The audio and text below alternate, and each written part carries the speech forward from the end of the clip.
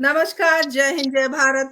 शुभ संध्या। एक बार फिर वैभवी परिचर्चा के बहुत ही महत्वपूर्ण पायदान पर आप सभी का स्वागत करती है, अभिनंदन करती है। आज हम 98 एपिसोड पर पहुंच गए हैं। आप सभी का साथ मिला है, सभी का सहयोग मिला है, जिसकी वजह से हम यहाँ तक पहुंच पाए हैं। एक लंबी दूरी हमने तय की, अलग-अलग विषय हमने लिए और आज एक खास विषय को लेकर 98 एपिसोड, दो कम दूर 100 में पुनः आप सभी का अभिनंदन, स्वागत। और मैं हमारे जो स्टूडियो में मौजूद हैं अतिथि वक्ता, उनका मैं इस्तकबाल करूंगी। उससे पहले मैं बताना चाहती हूँ कि आंखें बहुत कुछ कहती हैं। आज जो हमारा विषय हमने चुना है, कुछ कहती हैं ये आंखें। एक शायर आंखों की कितनी तारीफ कर सकता है। एक कवि बहुत कुछ आंखों पर लिख चुका है और आगे भी लिखता रहेगा। एक डॉक्टर जिनका पेशा है लोगों की, अगर वो नेत्र विशेषज्ञ हैं खास तौर पर, तो उनका पेशा है लोगों के नेत्र की रक्षा करना, लोगों की आंखों की रोशनी बरकरार रखना। और एक वो शख्सियत जो इस रंगीन दुनिया को देख नहीं सकता है, आंखों की अपनी परिभाषा लिए, आंखों के अपने आ, मन की जो उद्गार है आंखों के प्रति, उस उद्गार को लेकर हमारे स्टूडियो में मौजूद है। मैं आप एक-एक करके मैं परिचय कराती हूँ। सबसे पहले मैं डॉक्टर स्मिता कपूर का बहुत-बहुत शुक्रगुजार हूँ, बहुत-बहुत आपका अभिनंदन, स्वागत है, वेलकम है आपका। इतना महत्वपूर्ण समय आपका होता है। आप नेत्र रोग विशेषज्ञ हैं, सेंटर फॉर साइट फरीदाबाद की आप सीनियर कंसल्टेंट हैं और इतना बिजी शेड्यूल होने के बावजूद आप हमारे इस पोर्टल पर आई हैं। आपका तहे दिल से मैं शुक्रिया अदा करती हूँ और बहुत-बहुत आपका अभिनंदन है। हम आँखों के बारे में चर्चा करें और आँखों का डॉक्टर हमारे साथ ना हो तो ये थोड़ी-सी ज़्यादती हो जाती।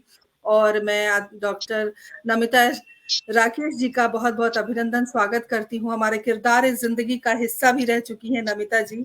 और नमिता जी, स्मिता जी से मिलवाने के लिए भी आपका आभार कि आपने एक बेहतरीन आँखों की डॉक्टर से हमें मिलवाया और बेहतरीन इंसान भी हैं जो अ, इस तरह के कार्यक्रम का हिस्सा बनने जा रही हैं।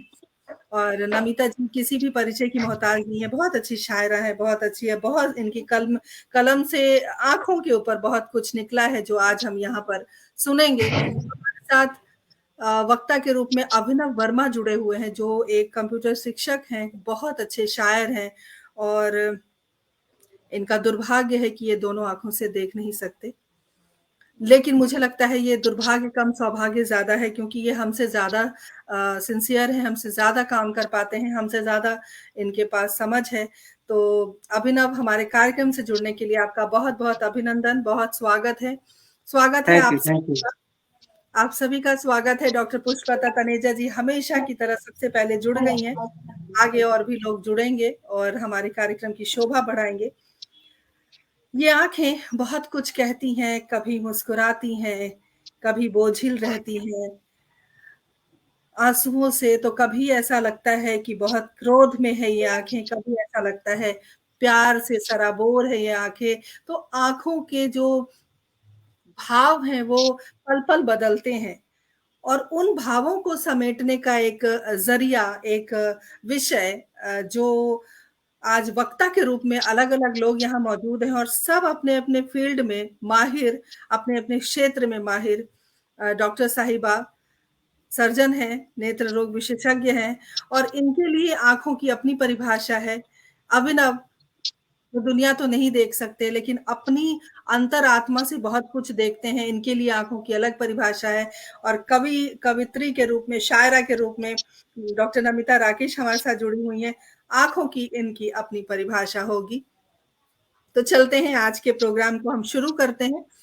सबसे पहले मैं चाहूँगी कि कुछ कविता, क्योंकि जो शायर होता है, कहते हैं ना कि जहाँ ना पहुँचे रवि, वहाँ पहुँचे कवि।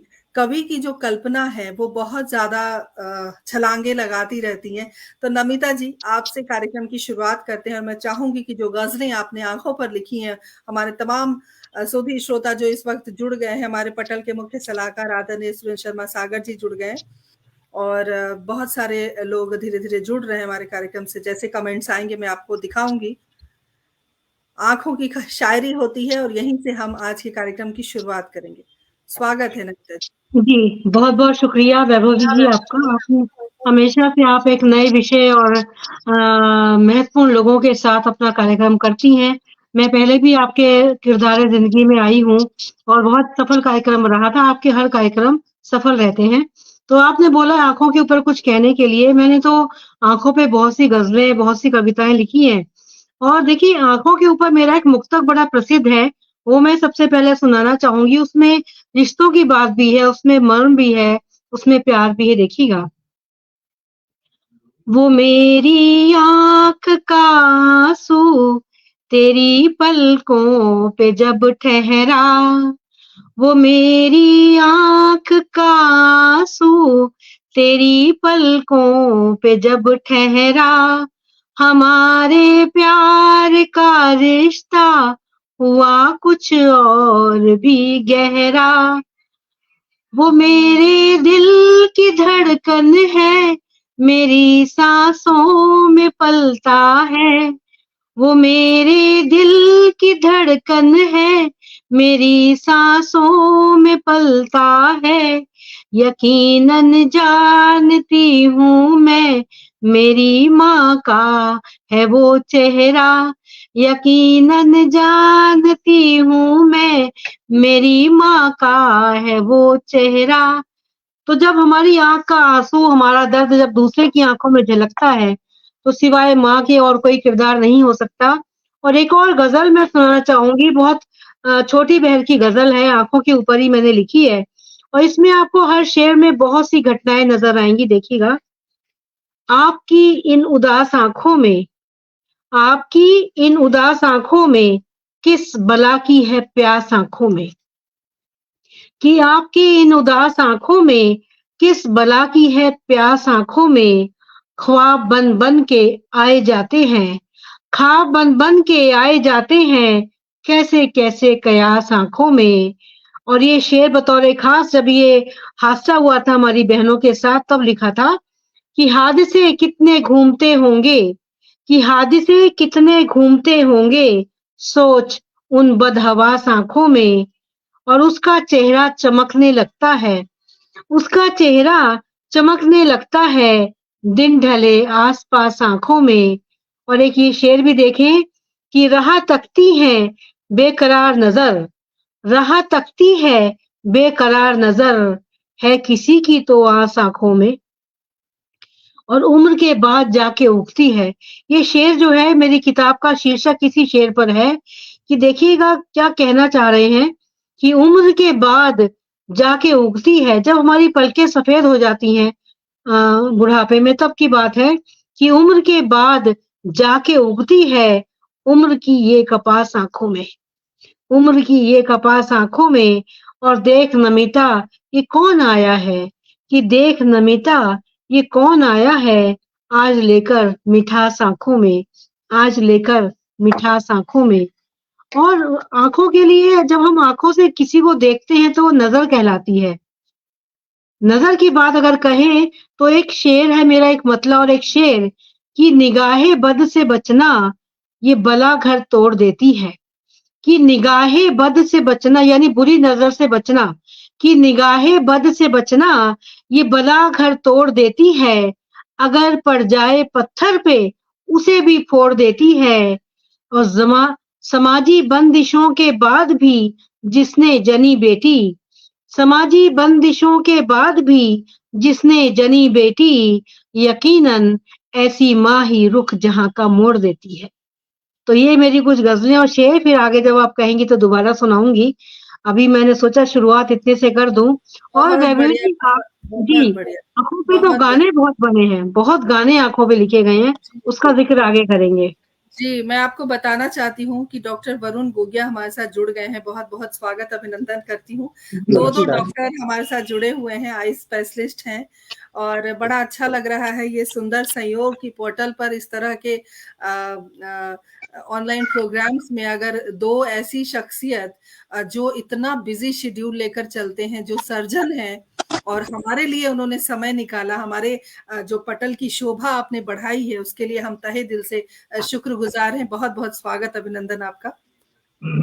और thank you so much. Thank you जी, सो मच। सबसे पहले तो हमने बहुत सारी ग़ज़लें और जो शेर हमने सुने नमिता जी से, ज़ाहिर-सी बात है आँखें बहुत खूबसूरत होती हैं और आँखें बहुत कुछ कहती भी हैं, बहुत कुछ सुनती भी हैं। आँखों के ऊपर जब हम बात कर रहे हैं तो हम चूँकि 2 डॉक्टर हमारे साथ जुड़े हुए हैं, तो अभी मैं चाहूँगी कि स्मिता जी ज़रूर बताएँ, डॉक्टर स्मिता सचदेवा कपूर जो कि फरीदाबाद से हमारे साथ जुड़ी हैं और आप वरुण जी गुड़गाँव से शायद हमारे साथ इस वक़्त जुड़े हुए हैं। तो आप दोनों का पुनः अभिनंदन है। स्मिता जी, एज़ अ डॉक्टर आपके लिए आँख की अपनी परिभाषा होगी, आई स्पेशलिस्ट हैं आप। आँखों के बारे में आप क्या सोचती हैं और क्या लगता है वाक़ई कि ज़िंदगी को सही तरीके से जीने के लिए अगर कोई, मुझे ऐसा लगता है कि अगर हर अंग हमारे लिए बहुत ज़रूरी है, हमारे बॉडी पार्ट्स हमारे लिए बहुत ज़रूरी हैं, लेकिन आँखों का विशेष महत्व है। यदि आँखें नहीं हैं, तो लगता है बहुत कुछ हमारे जीवन में नहीं है क्योंकि हम रंगहीन हो जाते हैं। ऐसी सूरत में एज़ अ डॉक्टर आप क्या कहना चाहेंगी? पहले तो मैं आप सबका शुक्रिया अदा करूँगी कि आपने मुझे ये मौका दिया।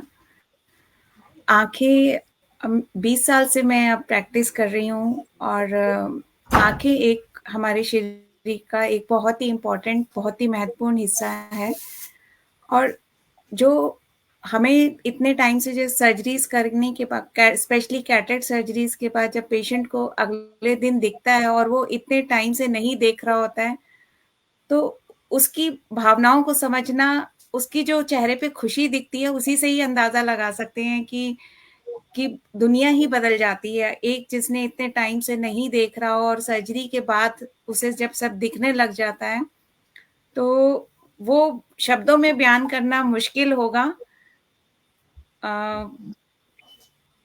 जो देख के मतलब हमें भी, हमारे लिए ये एक भगवान ने हमें ये हुनर दिया है और जिसका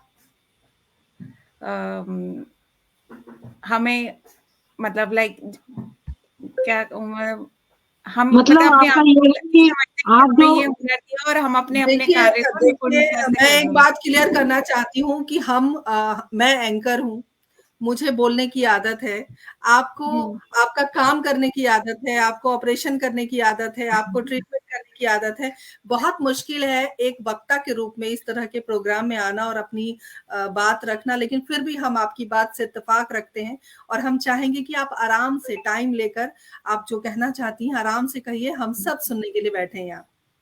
अगर मैं मोटे शब्दों में कहूँ तो डॉक्टर स्मिता या जो भी आई सर्जन है वो बेनूर को नूर देते हैं। बिल्कुल, क्या बात, क्या बात। जी, मैं इसमें डॉक्टर स्मिथ जी, कहना वरुण जी। चाहूँगा, जी, आंखें वो ऑर्गन है हमारी बॉडी का जिससे हमारे बाकी सारे सेंस डेवलप होते हैं। आंख से जो दिखता है वही हम बोल पाते हैं, वही सुन पाते हैं, वही फील कर पाते हैं और एक्चुअली हर चीज जो जितनी भी फीलिंग्स है हमारी, जब हम उसको देख के महसूस करते हैं, वो चीज आई डोंट थिंक कि कोई बिना देखे महसूस कर पाएगा। तो आंखें मतलब बड़े से लेके बूढ़े तक, छोटे छोटे से लेके बूढ़े तक, छोटा बच्चा लेटा हुआ है, हिल नहीं सकता, चल नहीं सकता, बैठ नहीं सकता, बट बैठ के देख भी लेगा तो भी सारी चीजें समझ जाएगा।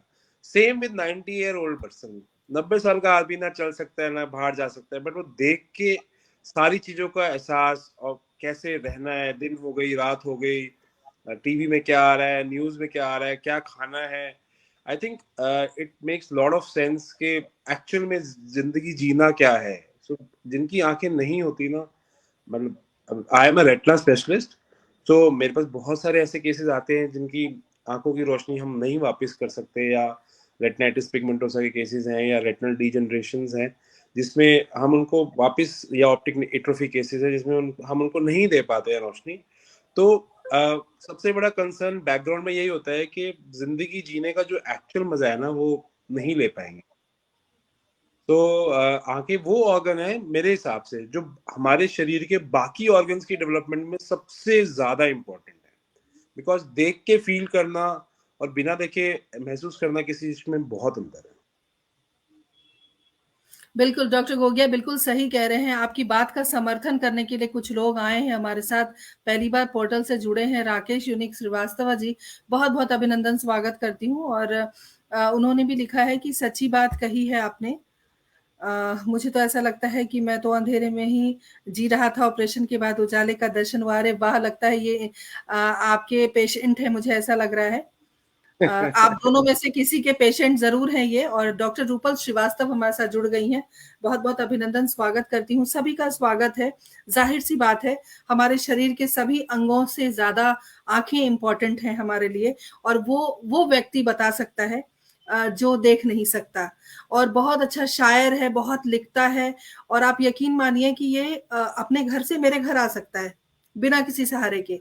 इस अद्भुत व्यक्ति का मैं आज शुक्रगुजार हूँ। मुझे बड़ी बहन कहता है, और बहुत स्नेह और बहुत प्यार इसके मन में सबके लिए है। मैं अभिनव से बात करना चाहती हूँ। अभिनव, देखना, देख पाना, अपनी फीलिंग्स को शेयर करना, इजहार करना, ये सारी चीजें एक तरफ, लेकिन जब इन सब रंगों को हम नहीं देख पाते हैं, वो जो स्थिति होती है एक व्यक्ति के लिए, क्या कहोगे, क्या शेयर करोगे आज? एक मिनट। हाँ, बोलो। मैं यही कहना चाहूंगा कि जो हमारी आंखें हैं वो 5 सेंसेस में से एक है, हमारी 5 इंद्रियों में से एक। और छठी फिर इंसान कहते हैं इंस्टिंक्ट्स वगैरह होती हैं हमारी, और 7वीं होती है इमोशंस। तो जो 7वीं हमारी जो इंद्री है वो किसी भी इन 5 इंद्रियों में से मेरे हिसाब से निर्भर नहीं करती। निर्भर करती है उसके इमोशंस, वो जो उसने अपने अनुभव किए हैं अपने जीवन में अलग अलग। और वो हमने क्या कहते हैं, मैंने भी नहीं देखा बहुत कुछ, लेकिन मतलब क्या है कि मैंने एक लिखा था कि मैंने आंखों से नहीं देखी ये दुनिया तो क्या, मैंने देखी है बिना आंखों के दुनियादारी। तो वो वाली बात है सर, कि हम बिना आंखों के बहुत कुछ देख सकते हैं, महसूस कर सकते हैं। हाँ, ये है कि एक देखने वाले के लिए अगर वो कल्पना करे कि अगर उसकी आंखें भगवान ना करे चली जाए, तो उसका जो जीवन होगा वो कितना कठिनाइयों से भरा हो सकता है, वो सोच भी नहीं सकता, वो कल्पना भी नहीं कर सकता। और थर्रा जाएगा लड़का या लड़की कि भाई ये मेरे साथ क्या हो रहा है, मैं कैसे अपने जीवन को वो करूंगा। तो बहुत खतरनाक चीज है, लेकिन ठीक है, इंसान के जीवन में भगवान अगर ऐसा दौर आ भी जाता है तो फिर उसे आगे अपनी हिम्मत बढ़ानी पड़ती है, अपने आप में हौसला अपने आप को देना पड़ता है ना। और इस उम्मीद में भी खाली बैठे नहीं रह सकते कि हमारी आंखें कभी आएंगी, कोई हमारा साथ देगा, मैं अकेला चल पाऊंगा कि नहीं चल पाऊंगा, मैं कैसे चलूंगा, मेरे साथ कौन देगा। मतलब जो डिपेंडेंसी है उसको मतलब वो फिर बहुत सोचने लगता है। मैंने एक कविता लिखी थी इसी हालात पे, अगर उसे कोई सुनेगा तो ये सोच के सुने कि एक ब्लाइंड है और मतलब वो इस उम्मीद में नहीं है अब कि मतलब कोई उसकी मदद करने वाला है या उसकी आंखें ठीक होने वाली हैं। तो मतलब उसके मन पे हो सकता है कुछ अलग असर कर सके वो कविता। मतलब आप कहेंगे तो फिर सुनाऊंगा मैं। बिल्कुल, बिल्कुल, बिल्कुल, हम सुनना चाहेंगे। बहुत आप हमारे साथ बने रहिए, और बहुत सारे श्रोता दर्शक हमारे साथ जुड़े हुए हैं। धीरेन्द्र कुमार झा हमारे साथ जुड़े हुए हैं, डॉक्टर रूपल श्रीवास्तव हमारे साथ जुड़ी हुई हैं, हमारे साथ कन्हैया लाल भ्रमर जी जुड़े हुए हैं, कृतिका शुक्ला हमारे साथ जुड़ी हुई हैं, डॉक्टर पुष्पलता तनेजा जी जुड़ी हुई हैं, तमाम ऐसे लोग, ऐसे श्रोता जिनकी वजह से हम इस कार्यक्रम को लेकर आए हैं और कार्यक्रम को हम लगातार कर पा रहे हैं। वरुण जी, आप हमारे कार्यक्रम से पहली बार जुड़े हैं और थोड़ा लेट से जुड़े, तो मैं परिचय नहीं दे पाई। दरअसल हमारा ये जो प्रोग्राम है, ये हमारा 98 एपिसोड हो चुका है और पिछले 97 एपिसोड में हमने समसामयिक विषयों पर बहुत सारी बातें की। हमने HIV एड्स पर भी बातें की, हमने किन्नर पर भी बातें की, हमने बहुत सारे टॉपिक उठाए और जिससे हम चाहते थे कि थोड़ी जागरूकता फैले। लेकिन चूंकि आंखों की बात है तो शायर अपने नजरिए से आंखों को देखता है, उसकी खूबसूरती बघारने का जो काम है वो उनका है। लेकिन एज अ डॉक्टर, जैसे कि आपने कहा कि आप रेटिना स्पेशलिस्ट हैं, तो जब आंखों की रोशनी चली जाती है, क्या कोई ऐसी मेडिसिन है जिससे वो रोशनी धीरे धीरे वापस आ सके, या ऑपरेशन ही लास्ट ऑप्शन है? नहीं, मैं बोलना चाहूंगा कि आंखों की रोशनी जाने के ना बहुत सारे कारण होते हैं, जिसमें से सबसे कॉमन जो 80% कारण मैं कहना चाहूंगा कि मोबाइल। मोतियाबिंद का जो ऑपरेशन है वो बहुत ही सक्सेस ऑपरेशन है और 100% रोशनी वापस आ जाती है। तो सबसे पहले आम आदमी को किसी भी डॉक्टर को दिखाना बहुत जरूरी है, बिकॉज ये मान के चले कि अगर रोशनी चली गई है तो 80% चांस है कि रोशनी वापस आ जाएगी। दवाइयों से रोशनी का कोई लेना देना नहीं है, कोई संबंध नहीं है। सो आंखों में पानी आना, चुभन होना, लाली आना, कीचड़ आना, रड़कपन होना, ये सब चीजें दवाइयों से करेक्ट हो सकता है। बट रोशनी जो है ना, आंख में 4 चीजें होती हैं जिनसे रोशनी जा सकती है मेजरली। एक कॉर्निया, एक लेंस जिसमें कैटरेक्ट हो जाता है, एक पर्दे की प्रॉब्लम, एक आंख की नस की प्रॉब्लम। चारों ही स्थिति में दवाइयों का बहुत ज्यादा रोल नहीं होता, बट डेफिनेटली कुछ कुछ पोस्ट सर्जिकली या प्री सर्जिकली हमें दवाइयां देनी पड़ती हैं। जैसे कि मैंने बताया, मोस्ट कॉमन कारण कैटरेक्ट है और 80% रिकवरेबल मतलब फुल रिकवरी हो जाती है। इनफैक्ट जब ऑपरेशन के बाद पेशेंट आंख खोलता है तो उसको लगता है कि मेरी बच्चे जैसी आंख हो गई है, इतना इम्प्रूवमेंट होता है। बाकी के जो 20% कारण है उसमें से 15% आई वुड से करेक्टेबल है, बट अगेन 90% केसेस में सर्जिकल रिक्वायरमेंट रहता है। Timely treatment is the key. Cataract में तो चलो रिकवरी हो जाती है, बट आपको नहीं पता ना कि आपको रोशनी जो है कैटरेक्ट के कारण कम हुई है, मोतियाबिंद के कारण कम हुई है, या कोई और कारण है।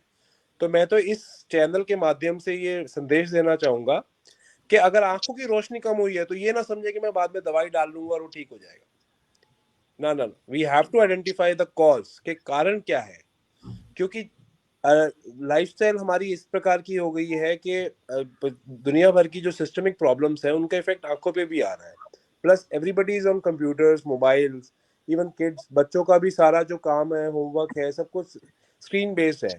तो lot of I problems have increase जो पहले नहीं होती थी। डायबिटीज, आजकल हर 5वें आदमी को डायबिटीज है जी, और डायबिटीज के कारण आंखों में, पर्दों में सूजन आ जाती है, ब्लीडिंग हो जाती है, पर्दे फट जाते हैं। सो दिखाना और उसका टाइमली उपचार करना, रेटिना में तो सबसे इम्पोर्टेंट टाइम ही है। जैसे आदमी मर रहा होता है ना, ऐसे ही रेटिना मर रहा होता है, और अगर हम उसको टाइमली ट्रीट ना करें तो we have lost the battle. तो डेफिनेटली टाइमली ट्रीटमेंट ही रिकवरेबल है। जी जी, ये जो काला मोतियाबिंद है, क्या उसका कोई इलाज है? Should I answer? काला मोतियाबिंद जो होता है उसका कोई इलाज? काले मोतिये का दिन मैं इसमें बोलना चाहूंगा, काले मोतिये का टाइमली डिटेक्शन का इलाज है, बट जो डैमेज हो गया है उसका कोई इलाज नहीं है। एंड काला मोतिया is the only treatment which can be controlled by drops, but timely management is important. तो लेवल ऑफ डैमेज पे आपने जल्दी पिक कर लिया और दवाइयां शुरू कर दी तो आदमी बच जाता, रिकवरी नहीं होती जी काले मोतिये में कभी भी। So you can prevent the progression, you can stop the progression rather, but you can't reverse it. तो काला मोतिया 40 साल के बाद हर आदमी को अपना आंखों का टेस्ट इसीलिए कराना है कि मुझे काला मोतिया तो नहीं है, खासकर जिनको फैमिली हिस्ट्री है। जैसे हम ब्लड प्रेशर, शुगर चेक कराते हैं, ऐसी आंखों का प्रेशर 40 साल के बाद हर साल चेक होना चाहिए। It should be a part of medical checkup. बहुत बढ़िया डॉक्टर, जो रहिए। अभिनव, मैं तुम्हारे पास आती हूँ। डॉक्टर स्मिता, एक प्रश्न आया है कि रेटिना जो हो जाता है, उसका क्या कारण है और क्या एहतियात बरतना चाहिए? रेटिना एक प्रश्न आया है, मैं फ्लैश कर दूं। रेटिना डिस्कनेक्ट लिखा है इन्होंने, अगर हो जाता है। रेटिना डिटैचमेंट होगा। अच्छा, इन्होंने वही रेटिना लिखा। डिटैचमेंट। Okay okay okay. हाँ, शायद लिखने में वो टाइपिंग एरर होगा कुछ। हाँ, तो इसका क्या कारण होता है? रेटिना डिटैचमेंट में ये रहता है कि अगर कईयों का जैसे चश्मे का नंबर ज्यादा रहा हो तो रेटिना थिन हो जाता है। That is one cause of retinal detachment. Retina diabetes में भी कई बारी जब रेटिना पे काफी असर आ जाता है तो रेटिना में ट्रैक्शन होता है जिसकी वजह से रेटिना डिटैच हो सकता है, या कोई ट्रॉमा की हिस्ट्री हो तो उसमें भी रेटिना डिटैचमेंट के चांसेस होते हैं, ट्रॉमेटिक डिटैचमेंट। तो इसमें जो भी है, इसमें बेसिकली क्या होता है, जो आई बॉल में हमारी एक फ्लूइड से बनी होती है, विट्रस कहते हैं, aqueous humour and vitreous humour. तो जब रेटिना में कहीं से भी कोई होल होता है या छेद होता है तो फ्लूइड रेटिना की लेयर्स के बीच में चला जाता है जिससे रेटिना सेपरेट हो जाता है और रेटिना डिटैच हो जाता है। यही रेटिना अगर डिटैचमेंट अर्ली स्टेज में डिटेक्ट हो जाती है तो सर्जिकल रिजल्ट्स बहुत अच्छे हैं। डॉक्टर वरुण ज्यादा अच्छे से बता पाएंगे बीइंग अ रेटिना स्पेशलिस्ट। और जितना रेटिना डिटैच रहता है तो रेटिना श्रिंक हो जाता है, उसकी लेयर्स जो होती है बेसिकली उसकी वापस चिपकने की जो क्षमता होती है वो वीक हो जाती है। तो जितना डिलेड होता है रिजल्ट उतना पुअर हो जाता है, क्योंकि जो रेटिना की लेयर है वो सूख जाती है, फाइब्रोज हो जाती हैं। And early detection is very important. इसमें कई बार पेशेंट को ये दिखता है कि लाइट चमकती हुई दिख रही है, या कोई आंख के आगे आधे फील्ड में या कोई पर्दा सा आंख के आगे आ रहा है। बेसिकली इसमें पेनलेस लॉस ऑफ विजन होता है। तो पेशेंट्स, अगर कई जो पेशेंट्स होते हैं वो बहुत उनको सिम्टम्स आइडेंटिफाई कर पाते हैं, तो कभी भी आईज में कोई भी अनयूजुअल सा सिम्टम जो पहले नहीं था कोई फेस करते हैं तो उनको अपने आई सर्जन को कंसल्ट करना बहुत जरूरी है, क्योंकि इन सभी चीजों में जितना टाइमली मैनेजमेंट हो सकता है उतने रिजल्ट्स अच्छे हैं। जितना डिलेड पता चलता है, जितना डिलेड ट्रीटमेंट होता है, रिजल्ट्स प्रोग्नोसिस उतना पुअर बनता जाता है। बिल्कुल ऐसे ही बिल्कुल काला डॉक्टर। मोतियाबिंद भी ऐसे ही है कि that is the silent killer of I site. वो दो तरह के काले मोतियाबिंद होते हैं। एक होता है कि जिसमें सडन पेन और लॉस ऑफ विजन हो जाता है तो पेशेंट इमीडिएटली डॉक्टर के पास आ जाता है और चेकअप के लिए, तो पता चल जाता है कि हाँ काला मोतियाबिंद का अटैक हुआ है। लेकिन एक दूसरी तरह का भी काला मोतियाबिंद होता है जिसमें कोई सिम्टम नहीं होता, वो ड्यूरिंग एग्जामिनेशन ही पता चल पाता है कि उसे काला मोतियाबिंद है, या नसों प्रेशर्स भी उसमें बहुत ज्यादा नहीं बढ़े होते तो पेशेंट्स को कोई सिम्टम्स नहीं होते हैं। बट दोनों हाँ। केस में क्योंकि वो एक जिसमें सिम्टम्स जल्दी आते हैं जो इसको नैरो एंगल ग्लोकोमा बोलते हैं, वो टाइमली मैनेज पेशेंट जल्दी रिपोर्ट करता है। लेकिन जो ओपन एंगल जिसमें सिम्टम्स नहीं होते हैं, पेशेंट्स को कई बार पता नहीं चल पाता है क्योंकि उसमें विजन, सेंट्रल विजन नहीं जाता है, साइड से विजन जाता है, पेशेंट्स की नोटिस में भी नहीं आता। तो खासकर जैसे स्टेरॉइड्स वगैरह ले रहा हो, कोई स्किन की प्रॉब्लम है, अस्थमा की प्रॉब्लम है, तो उनको रेगुलर अर्ली एज में भी आपको प्रेशर्स वगैरह यूजुअली जनरल फिजिशियन की तरफ से भी आ ही जाता है कि प्रेशर्स वगैरह, फंडस वगैरह चेक कराते रहें। जी जी बिल्कुल, बहुत सुंदर जानकारी doctor Smita, thank you so much. और अभिनव कुछ पूछ रहे थे शायद। अभिनव, क्या बात थी?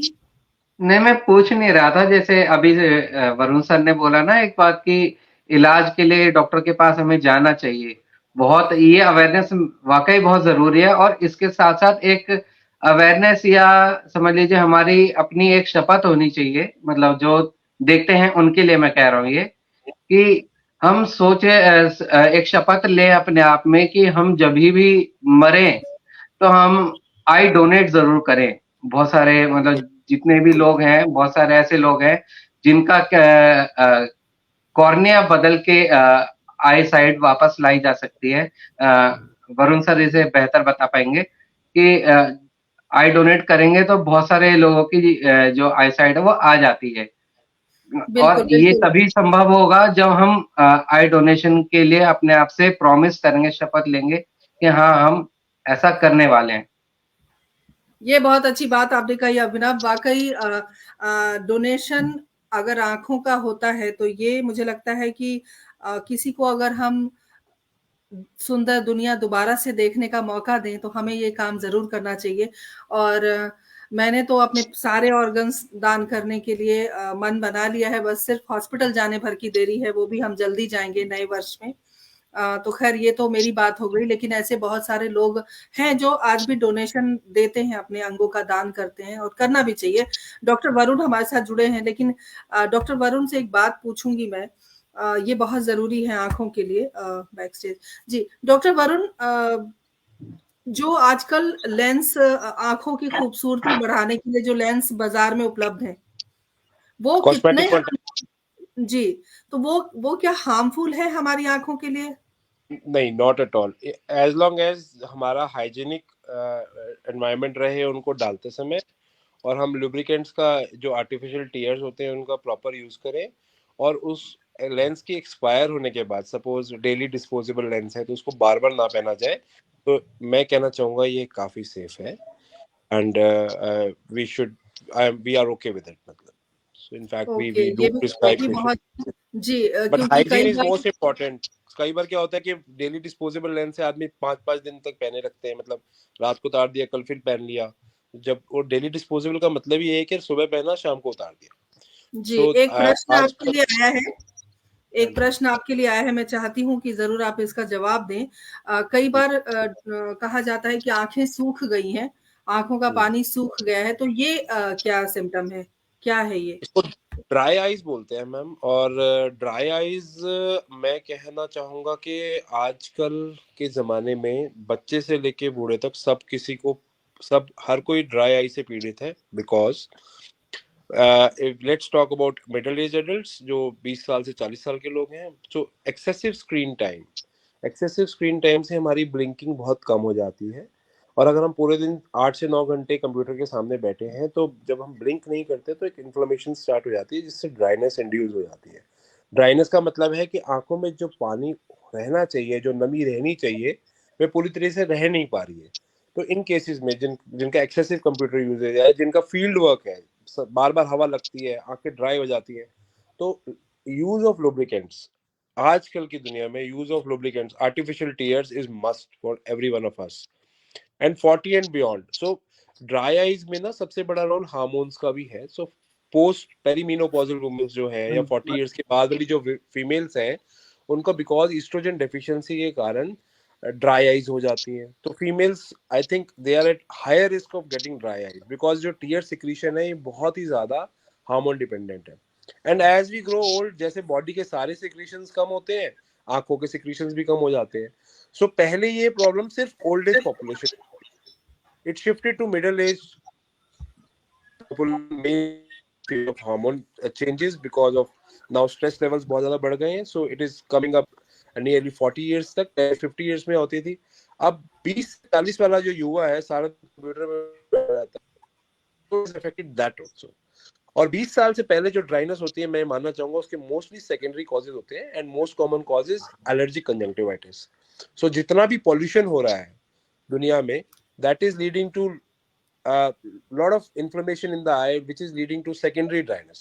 तो खुश्की से आदमी को कोई दिक्कत नहीं होती है, बट डिस्कम्फर्ट रहता है, देखते टाइम क्लैरिटी नहीं रहती है, शार्पनेस चली जाती है, हमेशा आंखें थकी रहती हैं, आंखों में जैसे कुछ चला गया हो या कुछ फंसा हुआ हो या मिट्टी गिरी हुई हो, वैसी सी फीलिंग रहती है, गिल्टी फीलिंग रहती है। आंखों को भी ज्यादा रब नहीं करना चाहिए, ज्यादा उसको मीचना नहीं चाहिए, और आंखों को छींटे भी बहुत ज्यादा नहीं मारनी चाहिए, बिकॉज जो पानी हम यूज करते हैं उसका पीएच हमारे टीयर्स के पीएच से मैच नहीं करता है, तो एसिड बेस डिसबैलेंस हो जाता है, and that leads to dry eyes. So मैं तो यही रिकमेंड करता हूँ कि आप धोने की आदत है, आपको आंखों छींटे मारने की आदत है, तो दिन में एक बार बहुत है। उसके बाद अगर आपको नमी महसूस हो रही है तो आप लुब्रिकेंट्स यूज करें प्लीज।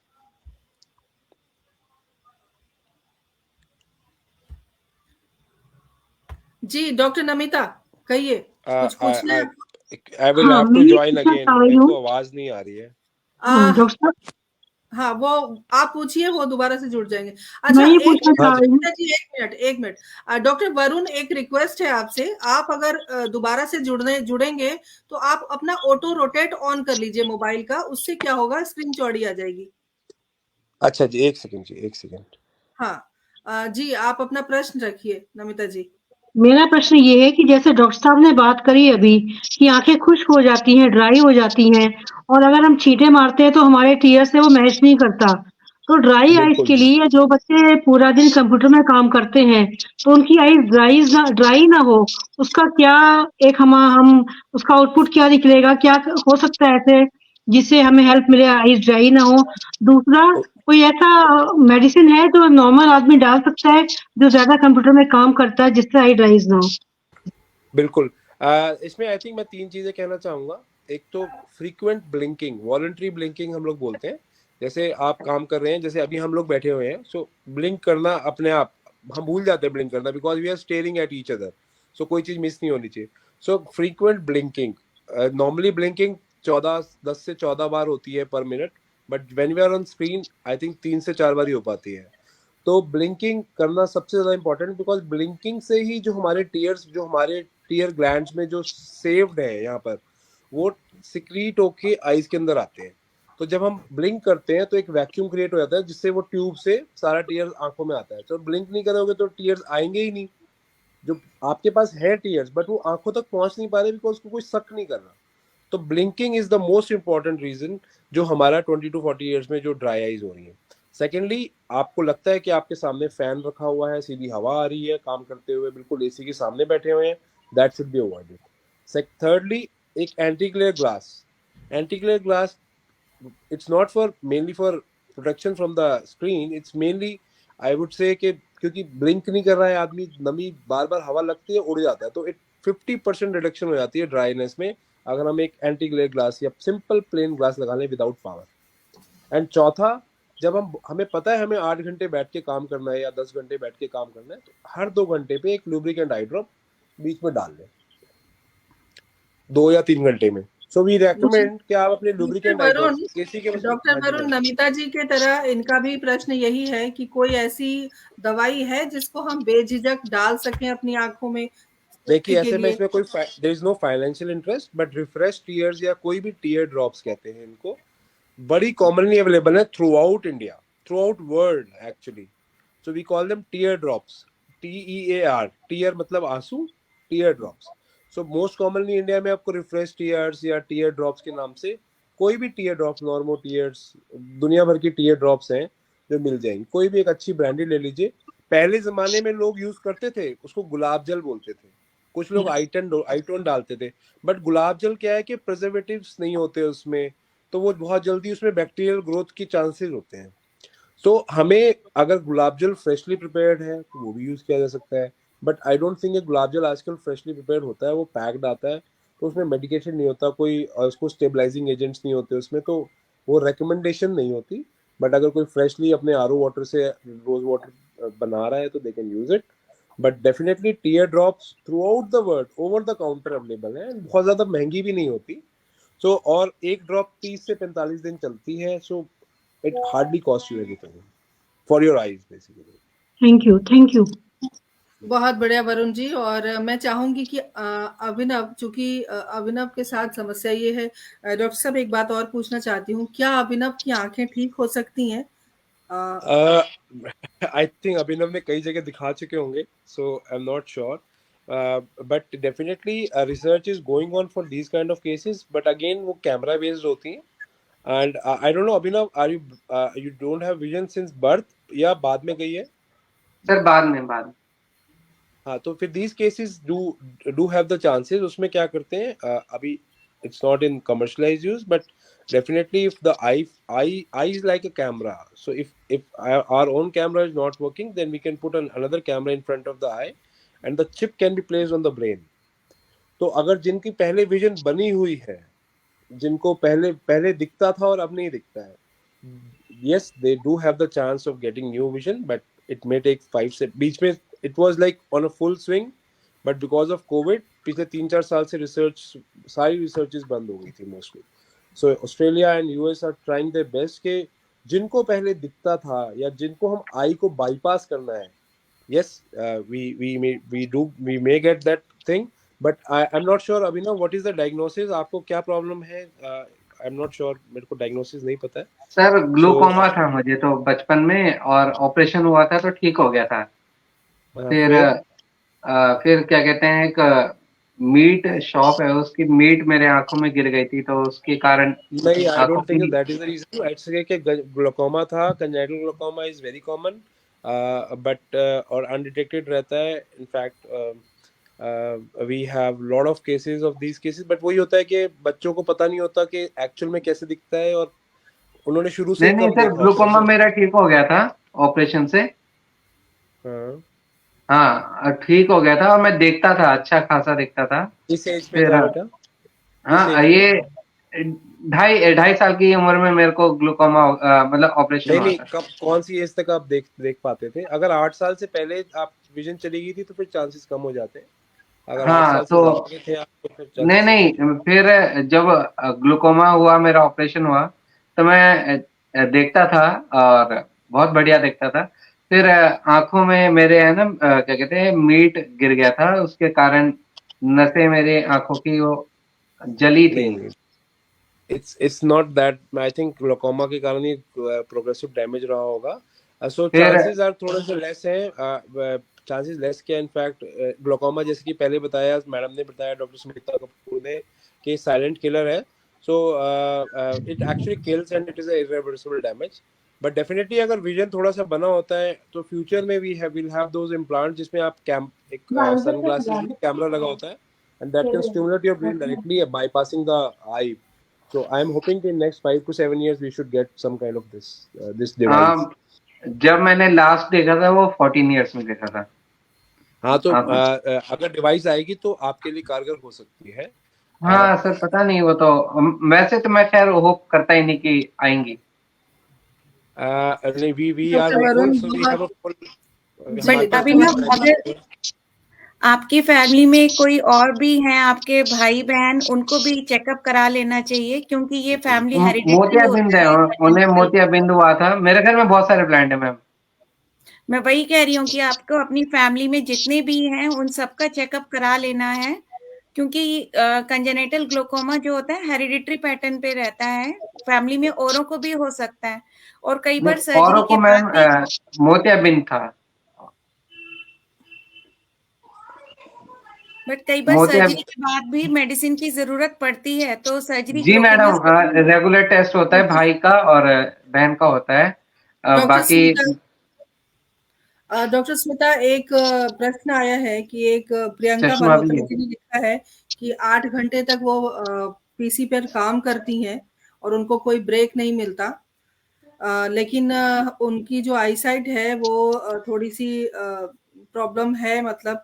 लेकिन इसको, मतलब जैसे नंबर ना बढ़े उसके लिए हमको क्या प्रोटेक्शन लेना चाहिए? क्योंकि हम पीसी पर काम करेंगे ही, हम मोबाइल छेड़ेंगे ही, इसके बिना हमारी दुनिया, मतलब आजकल तो जैसे लग रहा है कि खत्म ही हो गई है। कंप्यूटर और जितने भी टेक्नोलॉजी है उनको लेकर ही हमें आगे बढ़ना है, तो वैसी सूरत में हमें प्रोटेक्शन के रूप में क्या लेना चाहिए? यूजुअली 18 ईयर्स के बाद नंबर चेंज नहीं होता है। 18 ईयर्स तक नंबर चेंज होने की पॉसिबिलिटी रहती है, बिकॉज इंटरनल ऑनगोइंग चेंजेस होते हैं।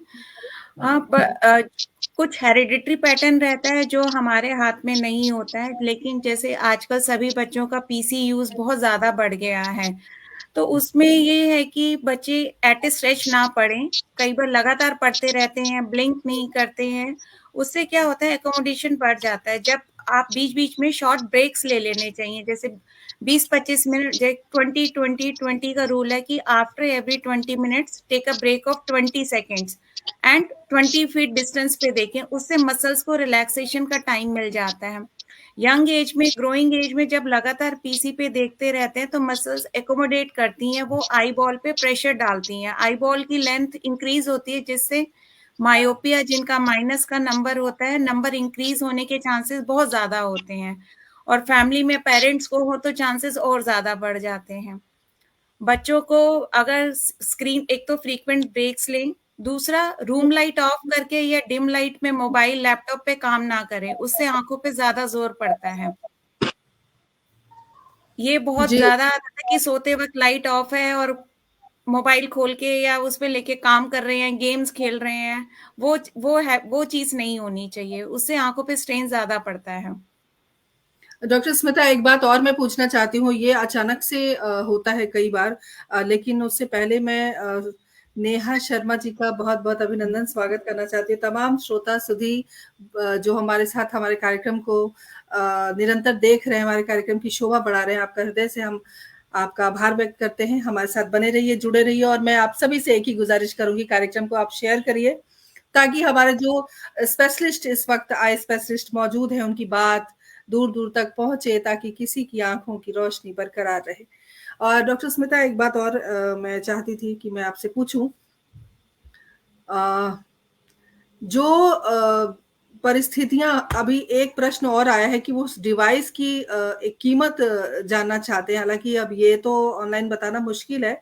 वरुण सर, आपके लिए एक प्रश्न आया था कि आप ये कैमरा और चिप की जो बात कर रहे थे, वो अनुमानित मतलब उसकी प्राइस क्या होगी, एक प्रश्न आया है इनका। मैं यही बोलना चाहूंगा कि कमर्शलाइज नहीं है अभी, तो it's involves two kind of things के अभी तक बायोनिक आई कमर्शलाइज हुई है। बायोनिक आई से रेटिनाइटिस पिगमेंटोसा पेशेंट में काम करती है, जिनको रात को नहीं दिखता और धीरे धीरे विजन चली जाती है, जो उसके कारण ब्लाइंड होते हैं, उनके लिए काम करती है। बायोनिक आई का खर्चा लगभग 1 से 1.25 करोड़ के बीच का है यूरोप में। बट जिन पेशेंट्स को ये कैमरा और सेरिब्रल चिप बोलते हैं, इसकी कमर्शलाइजेशन नहीं हुई है अभी, ये रिसर्च बेस्ड ही है।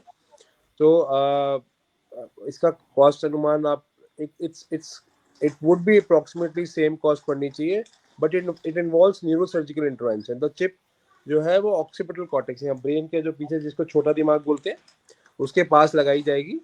और जो कैमरा और ये आई डोंट थिंक 1.25 करोड़ से ज्यादा का कॉस्टिंग रहना चाहिए जी। डॉक्टर स्मिता, बहुत बहुत शुक्रिया Varun ji. Doctor Smita, number improve होते हैं क्या चश्मे का? माइनस का नंबर यूजुअली इम्प्रूव नहीं होता है, ठीक है। प्लस का नंबर, क्योंकि प्लस का नंबर होता है हाइपरमेट्रोपिक आईज में, तो जैसे जैसे ग्रोथ होती है, हमारी बॉडी में ग्रोथ होती है, साइज इंक्रीज होता है, आईबॉल का साइज भी नॉर्मल की ओर जाता है। हाइपरमेट्रोपिक आईज जिनका प्लस में नंबर होता है, उनका आईबॉल का साइज छोटा होता है। तो ड्यूरिंग ग्रोथ क्या होता है कि वो छोटा साइज, जो स्मॉलर साइज है, वो नॉर्मल साइज पे आएगा। तो प्लस का नंबर एज के साथ थोड़ा कम हो जाता है, लेकिन माइनस का नंबर होता है मायोपिक आईज, जिनका आईबॉल का साइज ऑलरेडी थोड़ा सा ज्यादा है। तो विद ग्रोथ, विद एज वो साइज बढ़ता ही है, तो इसलिए माइनस का नंबर यूजुअली बढ़ता है। बहुत रेयर केसेस में होता है कि नंबर कम हो जाए, वो तब होता है कि बहुत ज्यादा किसी की हार्मोनल डिस्टर्बेंस हो या कोई लंबे टाइम के लिए बीमार हो गया, तो जैसे रिकवरी होती है तो थोड़ी बहुत रिकवरी हो सकती है, बट यूजुअली माइनस का नंबर नहीं कम होता है। जी, बहुत बढ़िया। जी, नमिता जी, आप अपना प्रश्न पूछें। जी जी, डॉक्टर 18 ईयर्स के बाद जब नंबर यूजुअली स्टेबल हो जाता है, देन वी हैव स्पेक्टेबल, आप स्पेक्स रिमूवल सर्जरीज हो सकती हैं। अगर सारे क्राइटेरियाज फुलफिल होते हैं तो they can go safely for the refractive surgeries, specs removal surgeries. Doctor Varun, मेरे पास भी 2 प्रश्न आपके लिए हैं, लेकिन नमिता जी, चूंकि माहौल थोड़ा सा मरीजों वाला हो गया है, तो थोड़े जो आपके शेरो शायरी के थोड़े फुहार हों हम पर, तो थोड़ा कार्यक्रम का रुख थोड़ा हम बदलें, और फिर 2 प्रश्न वरुण जी, और फिर हम इस कार्यक्रम को स्थगित करेंगे आज के लिए। और स्मिता जी, आप बने रहिए, क्योंकि आपसे भी अभी थोड़ी बातचीत करनी है। कुछ सुनाइए आप अपनी शेरो शायरी, नमिता जी। हाँ जी, मेरी शेरो शायरी तो आंखों पे बहुत कुछ लिखा है। बात हो रही थी आंखों की और मैं बात कर रही हूँ नजर की। देखिएगा, मेरी नजर से तुम्हारी नजर जब टकरा गई, कि मेरी नजर से तुम्हारी नजर जब टकरा गई, न जाने कौन सी लहर दिल पर छा गई। और एक मैंने और शेर लिखा था, कहा था कि बेनूर जिंदगी का क्या करें, बेनूर जिंदगी का क्या करे, नूर तू जो देखे तो नूर आ जाए। क्या बात। और कुछ पंक्तियां और है मेरी, देखिएगा, कि तुम्हारी आंखें जब भी देखती हैं मुझे, कि तुम्हारी आंखें जब भी देखती हैं मुझे, तो दुनिया मुझे हसीन लगती है।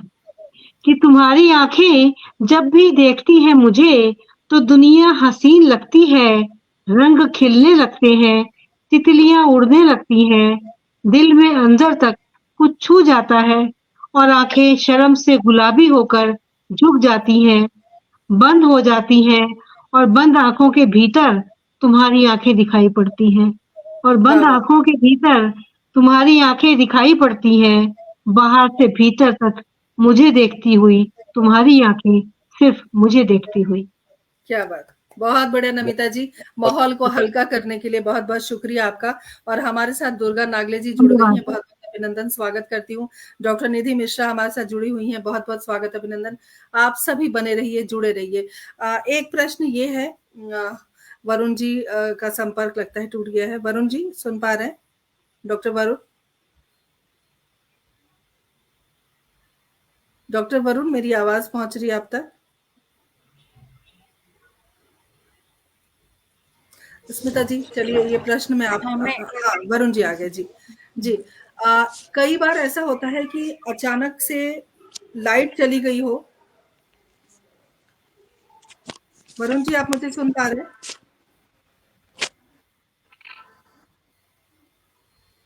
वरुण जी मेरी आवाज आप तक पहुंच रही है?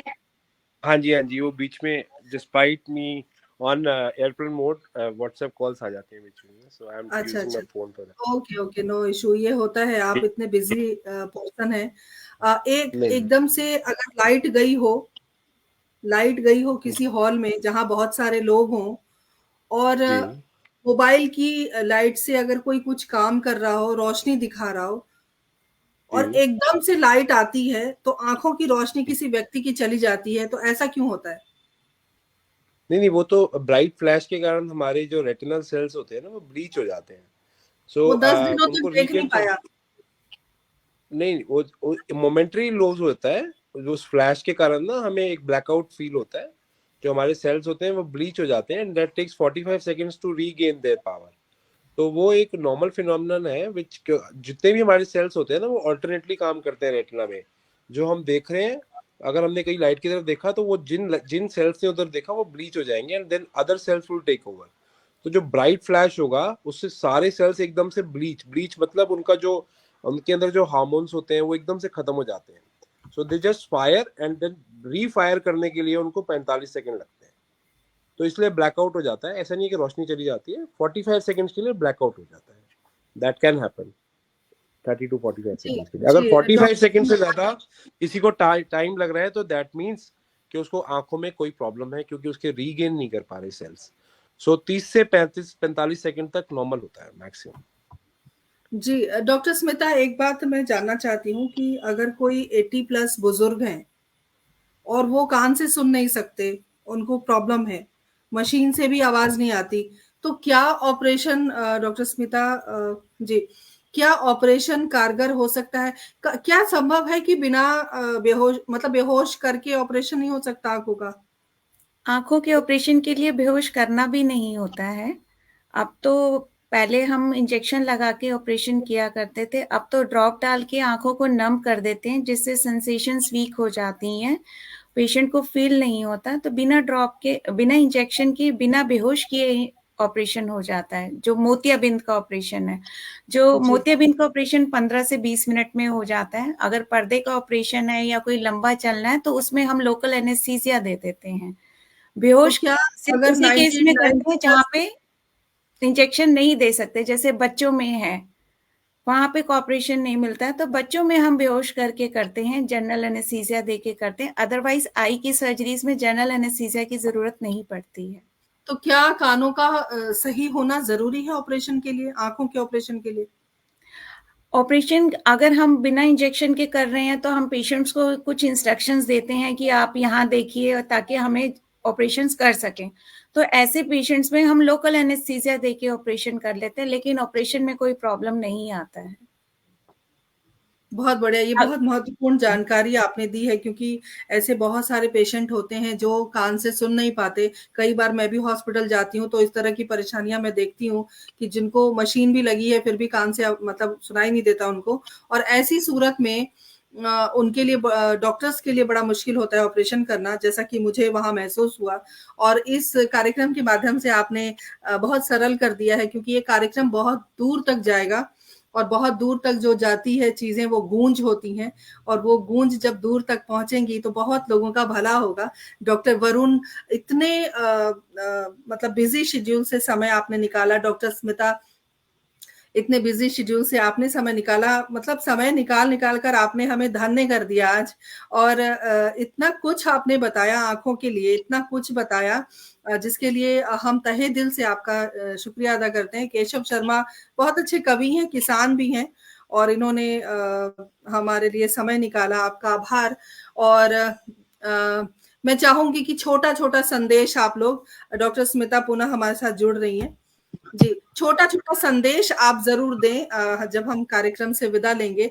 मैं चाहूंगी कि अभिनव, आप क्या कहना चाहते हैं हमारे श्रोताओं को, हमारे दर्शकों को? एक सेकंड जी, कहिए। किसी भी डिसेबिलिटी को हम कभी भी, किसी भी विकलांग को हम अपने आसपास देखते हैं तो उसको सहानुभूति से नहीं, सहयोग से ट्रीट करें आप। सहानुभूति पल भर की होती है, मतलब वो फिर आप सिर्फ एक क्षण होता है, दिल में लहर उठती है और आपने वो कर दिया, लेकिन आपके अंदर वो सहयोग की भावना रहेगी तो आप कंटिन्यूअसली उसकी मदद कर पाएंगे, ये वाली बात होती है। और जितने भी मतलब डिसेबिलिटीज होती है उसमें बहुत जरूरी होता है कि हम किसी का उसे सपोर्ट मिले। ये मैं ऐसे पर्टिकुलरली बोल रहा हूँ जब कई बार हम कॉलेजेस में होते हैं, स्कूल्स में होते हैं, कई बार हमें अलग अलग चीजों के लिए निर्भरता रहती है। हम भले कितने भी वो रहें, क्या कहते हैं, संपूर्ण रहें, लेकिन हमें निर्भरता तो रहती ही है। फिर भी मैंने वो कविता लिखी थी कि हमें निर्भरता नहीं रखनी है किसी पे। बिल्कुल, मैं तो चाहूंगी कि चलते चलते आप सुनाएं। हाँ, तो हाँ सुना दूंगा मैं, बिल्कुल। अभी सुनानी है? अभी सुनाइए। हाँ, तो कविता ऐसी है कि स्याह रात, मतलब काली रात, जिंदगी एक सफर है, और जब सफर एक काली रात में हो, जैसे हमारी लाइफ रहती है आजकल, मतलब जो देख नहीं सकता या इस तरीके से, तो एक जिंदगी काली रात की तरह है। और ऐसे टाइम पे हम नई शहर का इंतजार करते हैं। कई बार लोग कहते हैं कि नई शहर आएगी, हर रात की एक सुबह होती है, तो बिल्कुल हम बिल्कुल। तब वो करेंगे, बिगिन करेंगे।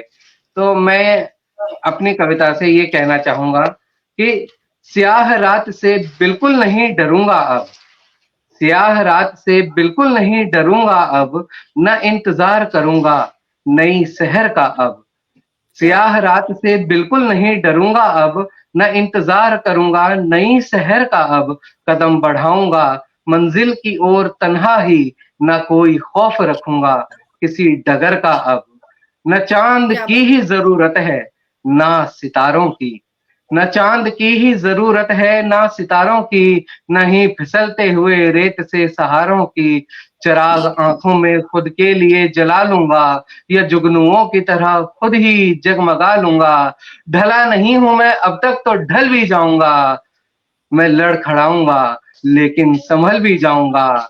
मेरा जुनून मेरा हौसला बढ़ाएगा, मेरा यकीन मुझे रास्ता दिखाएगा। मुझे नसीब से मतलब नहीं है, जो भी हो कभी रहा था मगर अब नहीं है। जो भी हो नसीब से कोई शिकवा नहीं करूंगा अब, स्याह रात से बिल्कुल नहीं डरूंगा अब, स्याह बात है, रात से बिल्कुल नहीं डरूंगा अब। क्या बात है। बहुत आपके जज्बे को हम यहाँ प्रणाम करते हैं, और इसी तरह आप निडर रहें। और वरुण जी, मैं बताना चाहती हूँ, कंप्यूटर के टीचर हैं हमारे अभिनव जी।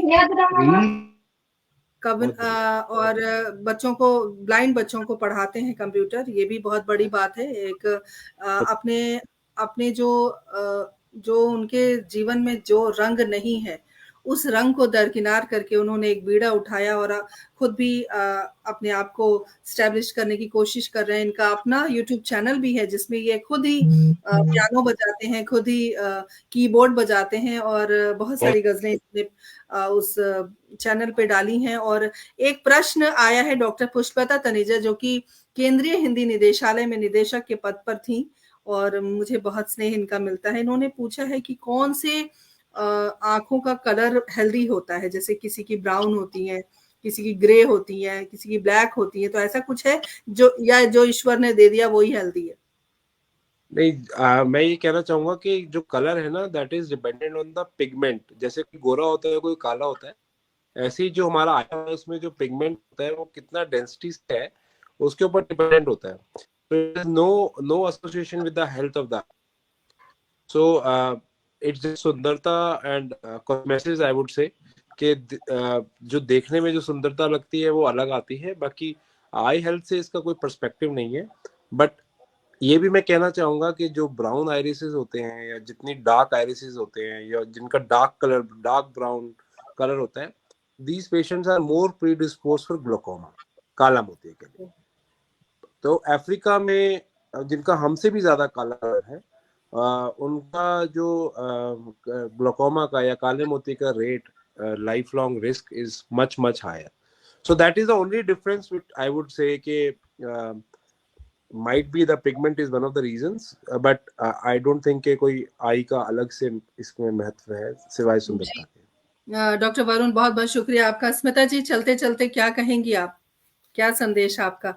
आंखों को किस प्रकार हम अपनी आंखों की जो देखभाल करें, किस प्रकार करें? मैं यही कहना चाहूंगी कि आंखों का रेगुलर चेकअप बहुत जरूरी है। कई बार ओपीडी में होता है, बच्चे आते हैं और सीधा ही उनका हाई नंबर डिटेक्ट होता है, तो अर्ली डिटेक्शन और ग्लासेस लगाना बहुत जरूरी है। पेरेंट्स के लिए कई बार ट्रॉमेटिक होता है कि हाय मेरे बच्चे को चश्मे का नंबर लग गया। चश्मे का नंबर लगना कोई बीमारी नहीं है, विजन 6/6 होना चाहिए। अगर कई एक मिथ होता है कि अगर चश्मा लगाया तो नंबर बढ़ता ही जाएगा और सारी उम्र के लिए चश्मा लग जाएगा, जब तक चश्मा नहीं लगाए तो बचे हुए हैं, ये एक मिथ है। चश्मा अगर नंबर आ रहा है तो चश्मा लगाना चाहिए, क्योंकि चश्मा जो होता है लाइट को रेटिना पे फोकस करता है और लाइट जो है रेटिना के लिए एक डाइट की तरह है। अगर लाइट रेटिना तक नहीं पहुंचेगी तो वो लेजी हो जाता है। और ये जो बचपन में अगर जो चश्मा नहीं लगाते और अगर नंबर है, उस टाइम पे जो विजन क्लियर नहीं होता, विजन गेन नहीं होता, वो फिर पूरी लाइफ विजन उतना ही रहता है। एक एज के बाद यूजुअली 8 साल या मैक्सिमम 10 साल तक हम विजन को इम्प्रूव कर सकते हैं अगर वो चश्मे की वजह से कम है। वो एज निकलने के बाद उसका कोई भी ट्रीटमेंट नहीं है, वो विजन कम ही रह जाता है। तो टाइमली चेकअप कराना बहुत जरूरी है। रेगुलर एवरी 6 मंथ जिनका चश्मा लगा हुआ है, एवरी 6 मंथ नंबर चेक कराना है। अगर नंबर में चेंज है तो सही नंबर के ग्लासेस पहनना बहुत जरूरी है।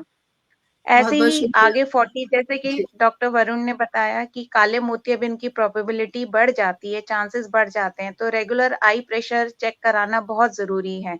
रेटिना चेकअप बहुत जरूरी है, स्पेशली जिनको डायबिटीज है। जो इंसुलिन डिपेंडेंट डायबिटीज होती है उसमें रेटिना में चेंजेस जल्दी आते हैं, तो रेगुलर अपना आई चेकअप, थोरो आई चेकअप कराना बहुत जरूरी है। Prevention is better than cure. जी, डॉक्टर स्मिता, बहुत बहुत शुक्रिया आपका। और एक कवि हृदय क्या कहता है, चलते चलते क्या संदेश देना चाहेंगी आप? एक सेकंड नमिता जी 1 मिनट। जी कहें, आपका माइक। यहाँ पे जी आंखों की हेल्थ की बात हो रही है और मैं तो यही एक संदेश देना चाहूंगी कि सब लोग अपनी आंखों का ख्याल रखें और प्रॉपरली चेक कराते रहें। लेकिन जब नजर की बात आती है तो एक कवि हृदय यही कहता है कि अभी आंखों के रंग की बात हो रही थी कि भूरी आंखें होती हैं, काली आंखें होती हैं, पर हमने तो गीतों में सुना है कत्थई आंखों वाली, गुलाबी आंखों वाली, तो ये भी आंखों का रंग होता है। और डॉक्टर नमिता, मैं ये भी आप जोड़ना चाहूंगी कि भाई आंखें आपकी कितनी भी स्वस्थ हो या अस्वस्थ हो, आप किसी पर बुरी नजर ना डालें, किसी को बुरी नजर से ना देखें और आंखों से आंखें मिलाकर बात करनी चाहिए हमें, और बदनिगाही नहीं होनी चाहिए। हमारी कैसे उसकी नजर पड़ गई उसकी नजर लग गई। तो हम किसी को नजर ना मारे, ना नजर लगाएं किसी को, आंखों से बात करें, आंखों के स्वास्थ्य की बात करें और बदनिगाही छोड़ दें, अच्छी नजर से सबको देखें, दुनिया अच्छी लगेगी। बिल्कुल आपने सही कहा डॉक्टर नमिता। और कृतिका शुक्ला ने लिखा है, वरुण जी मैं आप तक पहुंचाना चाहती हूँ, उन्होंने लिखा है कि ब्लू आईज हिप्नोटाइज करती है। तो देखिए अलग अलग कितनी भ्रांतियां हैं या कितनी अलग अलग बातें हैं आंखों को लेकर। खैर ये तो हंसी मजाक की बात हुई, लेकिन सच में बहुत अद्भुत रहा आज का संयोग। बहुत सुंदर वातावरण में बहुत सुंदर वक्तव्य। और डॉक्टर स्मिता कपूर और डॉक्टर वरुण कोगिया, मैं हृदय से आपका आभार व्यक्त करती हूँ। डॉक्टर नमिता राकेश और अभिनव वर्मा, आप सब ने हमारे कार्यक्रम की शोभा बढ़ाई। आप सब अपने इतने मुश्किल समय से थोड़ा सा समय हमारे लिए छुड़ाया और हमारे कार्यक्रम का हिस्सा भी बने। और इतनी सारी जानकारियां आपने आंखों को लेकर दी। आंखों की शोभा पूरे व्यक्तित्व की शोभा है। अगर आंखों में कुछ भी प्रॉब्लम है तो लगता है कि पूरा जीवन ही बेनूर हो गया है, या जीवन कई बार ऐसा लगता है जो जैसे अभिनव तो बहुत हिम्मत वाले हैं, बहुत सारे ऐसे लोग भी होते हैं जो हिम्मत हार जाते हैं, जो कुछ कर नहीं पाते और बहुत कुछ उनके मन में चलता रहता है। लेकिन आज हम शुक्रगुजार हैं, आंखों की देखभाल पक्का होगी, क्योंकि डॉक्टर स्मिता और डॉक्टर वरुण ने इतनी अच्छी जानकारी दी है हमारे पटल के माध्यम से। और जितने भी श्रोता हैं सबकी आंखों को आज सुकून मिलेगा। सबकी आंखें कुछ ना कुछ कहती हैं। और अपने आंखों का ख्याल रखिए, क्योंकि डॉक्टर की बात भी माननी चाहिए और शायर की बात भी माननी चाहिए, किसी को नजर नहीं लगाना है। पुनः आप सभी का हृदय से आभार व्यक्त करती हूँ। हमारे कार्यक्रम से जुड़ने के लिए बहुत बहुत शुक्रिया आपका। बहुत बहुत धन्यवाद। धन्यवाद। और आप सभी को बताते हुए मुझे बहुत हर्ष की अनुभूति हो रही है कि अगला एपिसोड हमारा 99 एपिसोड है, जो कि हम युद्ध पर बात करेंगे। युद्ध मानवता की हार, इस विषय पर हम चर्चा करेंगे। उस विषय पर डॉक्टर मीता गुप्ता संचालन करेंगी। और 100वां एपिसोड बहुत ही धमाकेदार आएगा। उसके बाद हम 100 एपिसोड का सेलिब्रेशन करेंगे। डॉक्टर स्मिता, पुनः आपका आभार। डॉक्टर नमिता राकेश, आभार व्यक्त करती हूँ। अभिनव वर्मा, बहुत बहुत आभार।